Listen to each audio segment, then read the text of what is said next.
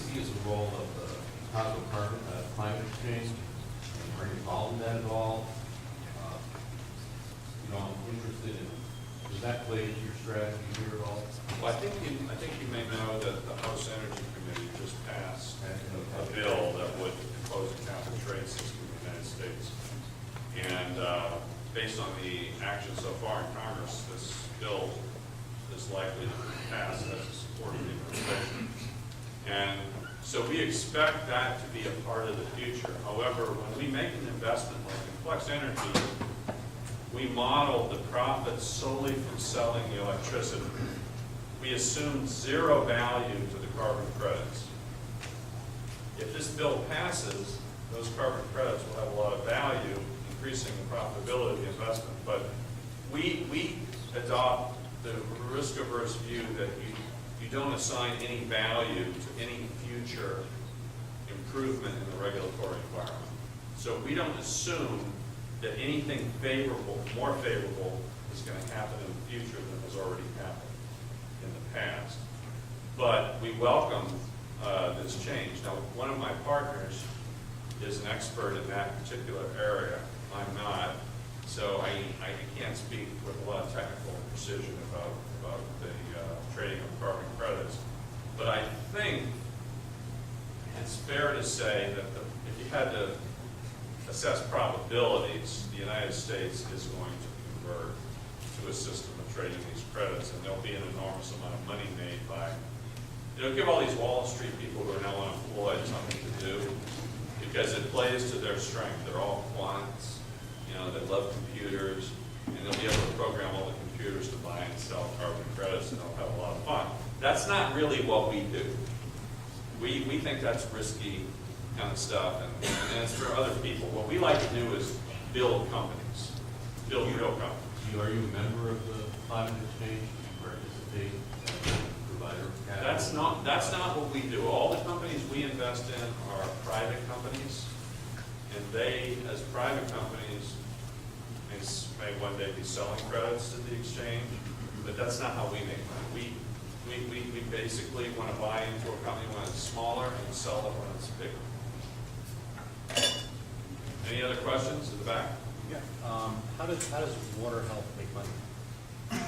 Well, that's a great question. Water Health makes money in two ways. First of all, the company sells the water purification system to the village, depending on the size of the system, from $30,000 to $50,000. It's something that a lot of villages in the world can afford. They put 20% down, just like you're buying a house. They put 20% down in equity in the village, which even at $50,000 is $10,000. And they borrow the rest from one of the banks that we've lined up to help them. In the case of India, we've gotten a lot of support from the ICICI Bank. As the program becomes more acceptable, more banks will want to come in. In fact, we now have banks competing to replace ICICI because they've gotten so much positive publicity from this. Now, if the village can't afford $5,000 or $10,000, the Gates Foundation and other charitable foundations have given the villages the money they need for the down payment.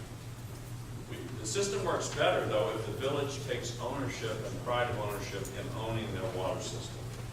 Then the way the village pays back the loan is the village charges 2 cents a day to the people who use the water. So you come get the water, you pay 2 cents. And we get a share of that.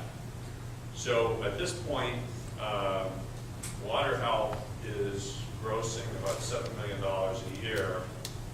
And at the point when it gets to serve, 100, 200 million people, it'll be a fabulously profitable company, even though it's an awful lot of little transactions.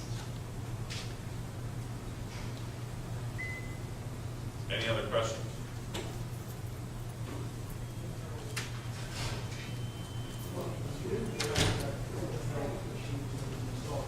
They work on the next meeting. So in villages where there is a scarcity of power, how do they function there? Okay, the thing that made the water health systems is so scalable is that it only uses one 60-watt UV bulb, which you can buy at Home Depot. And the 60 watts of electricity, the bulb has to be replaced once every year, and that's what makes the system work. So it's very cheap, very effective, and it was based on technology at the Berkeley National Laboratory that showed you could suspend a bulb in a mirror tube and kill 100% of the pathogens, whereas you have to use 100 times more energy to submerge the bulb in the water. So we have the worldwide license for that, and it's very effective. But suppose if you don't get power in night at all, in that case, what happens? Because in villages in India, We use our batteries. We store the power when the grid's working, and it goes off the grid when it's not, and then we're now installing the solar panels. So pretty soon, we'll actually be able to kind of drop these systems by helicopter in the middle of nowhere, and they'll have water in them anywhere on Earth, powered by the sun. basically, Yeah, we see a lot of synergy amongst the products that we invest in. Let's take one last question. This is One last question. Regarding your exit strategy, how long do you think these companies will be profitable? Are we talking 5, 10, 15, 30 years before you actually would exit your investment? That's been one of the difficulties. That's an excellent question, by the way. You should become a venture capitalist. We always think about the time value of money, and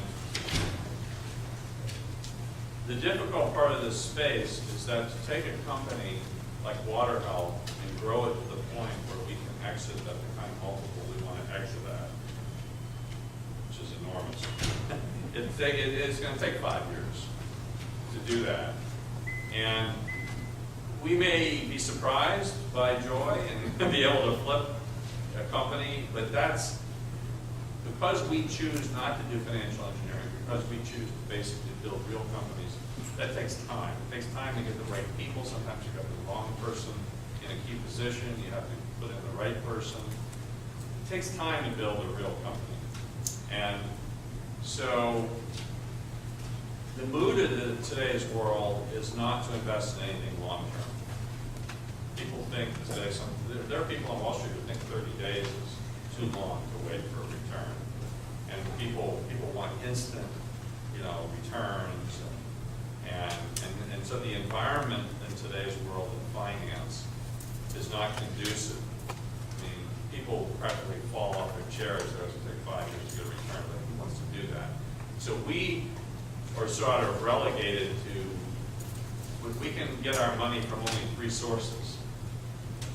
Pension plans, where they're investing for the long-term future, university endowments whose holding period is forever, and multi-generational wealthy families where they're concerned about their children and their grandchildren, and they're making money for several generations.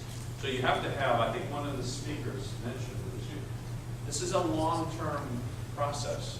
To make money in this space, you have to have a long-term perspective. We'd love to sell the things sooner, but we also want to make a lot of money.